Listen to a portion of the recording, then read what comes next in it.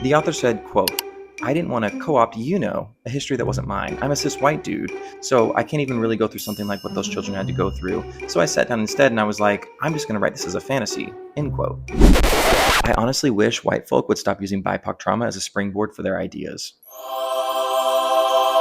There's an idea. Welcome back, book burners. We're looking at top reviews of popular books you were burned by or burned through. My name is Ben. Let's dive in. Today's book is The House on the Cerulean Sea by TJ Klune.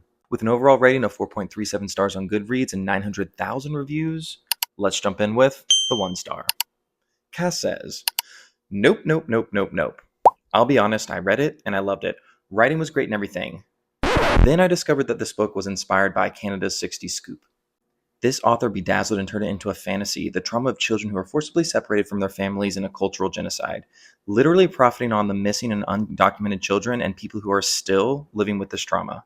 The author said, quote, I didn't want to co-opt, a history that wasn't mine. I'm a cis white dude, so I can't even really go through something like what those children had to go through. So I sat down instead and I was like, I'm just going to write this as a fantasy, end quote. I'm sorry, what? Can you imagine if someone said this exact same thing about, I don't know, the Holocaust or slavery in America? I honestly wish white folk would stop using BIPOC trauma as a springboard for their ideas.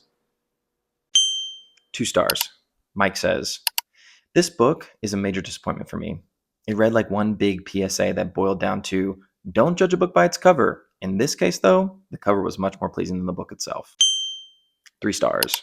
Natalia says, read it when you were down, bonus points if it's on a dreary, rainy day. Even if you are decidedly misanthropic, you may still not be fully immune to its charms. It may eventually wear you down with your grumpy defenses, with its wide-eyed earnestness and belief in goodness, as long as you are up for life truths delivered to you through sweet and whimsical, precocious children. 4 stars. Carol says, this is a birthday cake of a book. Perhaps a birthday cake dressed up in a scary theme, but ultimately it's heartwarming.